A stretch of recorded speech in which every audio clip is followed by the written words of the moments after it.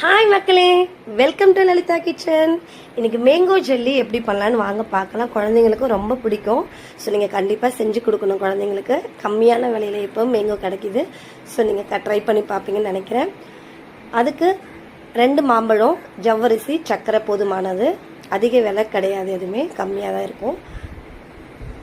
2 ஹவருக்கு முன்னாடியே ஜவ்வரிசியை நான் ஊற வச்சுருக்கேன். நீங்களும் அந்த மாதிரி 2 ஹவருக்கு முன்னாடியே ஊற வச்சா தான் அரைக்க முடியும்.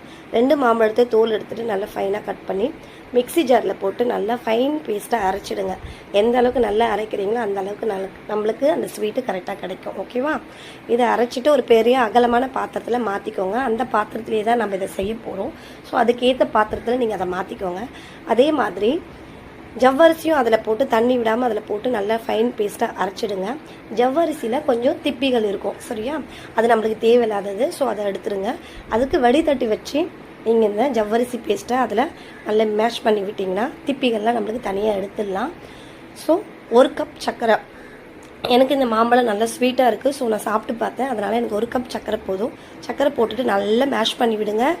இந்த சர்க்கரை போட்டதுக்கப்புறம் தான் கேஸ் ஆன் பண்ணணும், அதை மறந்துடாதீங்க. கம்மி தீயே போதும். அதுக்கு கம்மியாக சிம்மில் வச்சு நீங்கள் செய்யலாம்.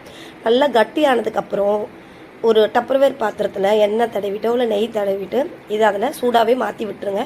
ஒரு 2 ஹவர் வச்சிங்கன்னா போதும். ஃப்ரிட்ஜிலலாம் இதை நம்ம வைக்கவே வேணாம். 2 ஹவரில் அது ரெடி ஆகிடும். ஒரு தட்டில் நெய் தடவிட்டு அதை நம்ம அதில் மாற்றி நைஃப் வச்சு நல்லா அழகாக கட் பண்ணிட்டிங்கன்னா குழந்தைங்களுக்கு சுவையாக சாஃப்டான ஜெல்லி நம்ம ரெடி பண்ணிடலாம். கொஞ்சம் சர்க்கரை போட்டு கொடுத்தீங்கன்னா குழந்தைங்களுக்கு ரொம்ப பிடிக்கும். ட்ரை பண்ணி பாருங்கள். நன்றி, வணக்கம்.